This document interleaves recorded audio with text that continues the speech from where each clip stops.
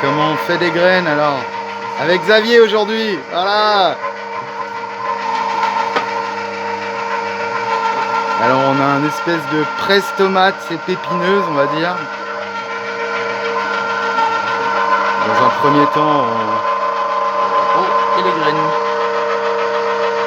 les pots et les graines qu'on garde de côté, le jus de côté. Alors on a un gazpacho direct que moi je garde pour faire à manger. Là, je te le déconseille. Celui-là non? Oui non celui-là ouais. Tu mangerais ça? Ouais, voilà. Alors, on a des tomates abîmées mais c'est pas grave. C'est le processus du fait d'apprendre aux tomates à se stabiliser malgré les avaries, etc. Donc on leur apprend à subir la sécheresse puis les intempéries.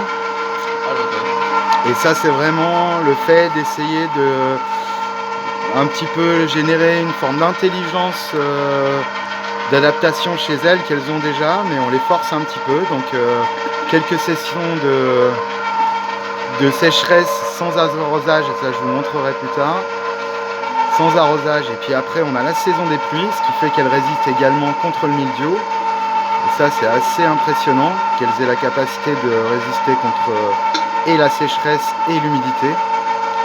Et voilà, donc on a d'un côté les pots et les graines, et de l'autre côté le jus.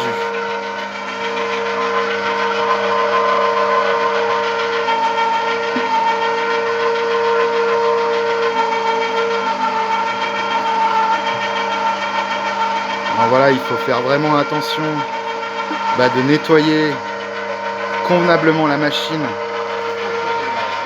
entre deux variétés pour pas mélanger les semences. Donc ça c'est vraiment un travail qu'il faut faire avec attention.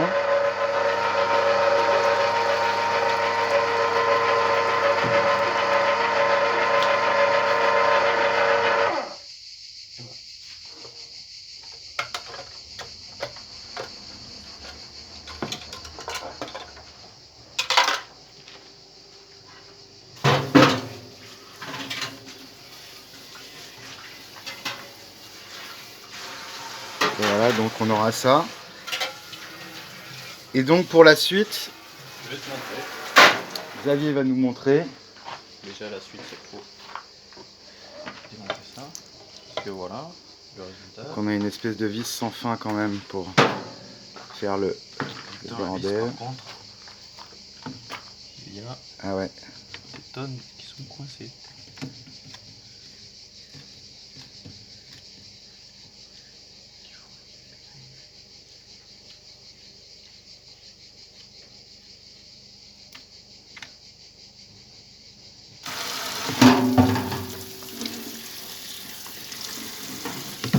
Hop, un petit peu là. Et donc là on remplit un peu d'eau.